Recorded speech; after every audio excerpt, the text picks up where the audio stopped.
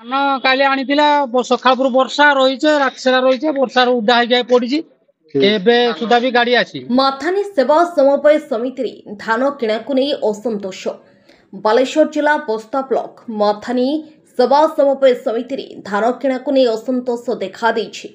ସୂଚନା ଅନୁସାରେ ସୋସାଇଟିରେ 950 ଜଣ ଚାଷୀ ପାଖାପାଖି 60,000 କ୍ୱିଣ୍ଟାଲ ରବି ଧାନ ବିକ୍ରି ପାଇଁ ରେଜିଷ୍ଟ୍ରେସନ କରିଥିବା ବେଳେ ବର୍ତ୍ତମାନ ସୁଦ୍ଧା ସରକାର 15,000 କ୍ୱିଣ୍ଟାଲ ଧାନ ନେଇଛନ୍ତି। ତେବେ ଗତ ମାସ 21 ତାରିଖ ଠାରୁ ଟୋକନ ପାଇ ଚାଷୀ ବାରମ୍ବାର ସୋସାଇଟି ଅଫିସକୁ ଦୌଡୁଥିବା ବେଳେ ପୁଣି 21 ତାରିଖ ଗଲାଣି ଏପର୍ଯ୍ୟନ୍ତ ଧାନ ବିକିବାରେ ଅନିଶ୍ଚିତତା ଦେଖାଦେଇଛି। ତେବେ ଗତକାଲି କିଛି ଚାଷୀଙ୍କୁ ଧାନ ଦେବାକୁ ସୋସାଇଟି ପକ୍ଷରୁ ଖବର ଦିଆଯାଇଥିଲା। ଚାଷୀମାନେ ମନ ଖୁସିରେ ଧାନ ସବୁ ଆଣି ସୋସାଇଟିରେ ଧାନ ରଖିବାକୁ ଖଳା ନଥିବାରୁ ରାସ୍ତାକଡ଼ ଏବଂ ସୋସାଇଟି ପଛପଟରେ ଥିବା ପଦାରେ ଧାନ ବସ୍ତା ସବୁ ଗଦା କରିଥିଲେ। ହେଲେ ଦାଉ ସାଜିଥିଲା ଲଘୁଚାପ ବର୍ଷା ଯୋଗୁଁ ମିଲର ଗାଡ଼ି ପଠାଇ ନଥିଲେ। ଫଳରେ ଚାଷୀମାନେ ପାଲ ଢାଙ୍କି ରାତି ସାରା ଧାନ ବସ୍ତାକୁ ଜଗି ରହିଥିଲେ। ସକାଳ 10ଟା ସମୟରେ ମିଲର ଦ୍ୱାରା ଗାଡ଼ି ଆସିଥିଲା। ହେଲେ ଗାଡ଼ିର ଡ୍ରାଇଭର ନାଲି ଆଖି ଦେଖି ଚାଷୀମାନେ ବିସ୍ମିତ ହୋଇଥିଲେ। ଦିନ ରାତି ବର୍ଷା ଯୋଗୁଁ ଢଙ୍କା ଯାଇଥିବା ଧାନ ବସ୍ତାରୁ କିଛି ବସ୍ତା ବର୍ଷାରେ ଓଦା ହୋଇଥିବା ଦେଖି ଡ୍ରାଇଭର ଧାନ ନେବାକୁ ମନା କରିଥିଲେ। ଏହାକୁ ନେଇ ଚାଷୀଙ୍କ ଭିତରେ ଅସନ୍ତୋଷ ଦେଖାଦେଇଥିଲା। ଘଟଣାସ୍ଥଳରେ ସୋସାଇଟିର ସଭାପତି କିଶୋର ପାଲ, ସମ୍ପାଦକ ଅନନ୍ତ କୁମାର ପାତ୍ର ପହଞ୍ଚି ଚାଷୀ ଏବଂ ମିଲର ସହ କଥାବାର୍ତ୍ତା ପରେ ଧାନ ମଣ୍ଡିରୁ ଧାନ ଉଠିଥିଲା। ତେବେ ଆସନ୍ତା 30 ତାରିଖ ସରକାରଙ୍କ ଧାନ କିଣାର ଶେଷ ତାରିଖ ଥିବାବେଳେ ଆଉ ଧାନ କିଣା ପାଇଁ 4 ଦିନ ବାକି ରହିଛି। ସେଥିରୁ 3 ଦିନ ଛୁଟି ରହିଥିବା ବେଳେ ଧାନ କିଣା ପାଇଁ ଆଉ ମାତ୍ର ଗୋଟିଏ ଦିନ ବାକି ରହୁଛି। ମାଥାନୀ ସୋସାଇଟିରେ ଆହୁରି 45,000 କ୍ୱିଣ୍ଟାଲ ଧାନ ଚାଷୀମାନଙ୍କ ପାଖରେ ଗଚ୍ଛିତ ଥିବାବେଳେ କେବେ ସରକାର ସେମାନଙ୍କର ଧାନ କିଣିବେ ତାହାକୁ ନେଇ ଚାଷୀଙ୍କ ମୁଣ୍ଡରେ ଚଡ଼କ ପଡ଼ିଛି। ମାସ ମାସ ଧରି ଟୋକନ ପାଇଁ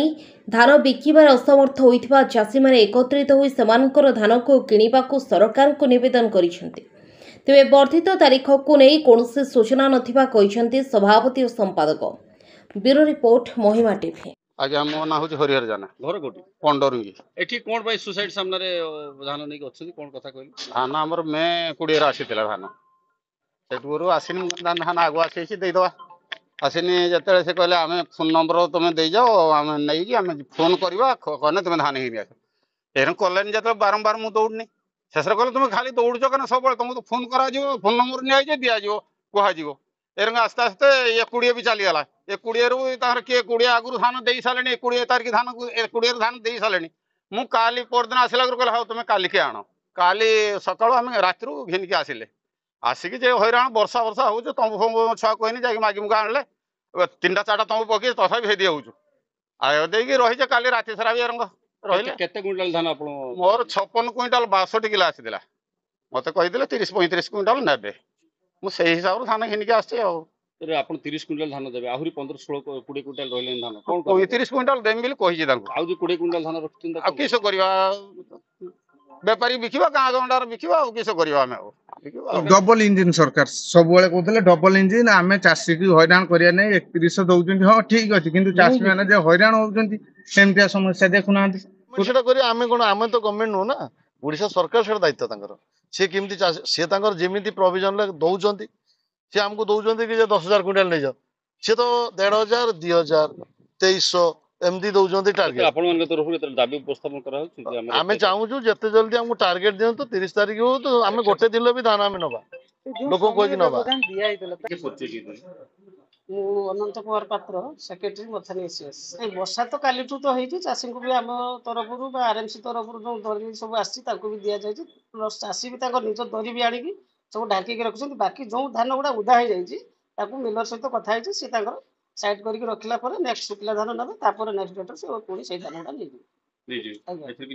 असुविधा किसी ना जी धान मंडी पड़ी से धान सब आज क्लियर हो काली नौना काली वर्षा है पर जो आम कलेक्टर साहब डाकी मीटिंग सब मिलर मान को सीओस को सब कथा सारापर गाड़ी पठेवाई पुणी वर्षा है सी कहते गाड़ी अवेलेबल आम पाखे अच्छी तो आम पठेबू वर्षा है ड्राइवर भी राजी होना।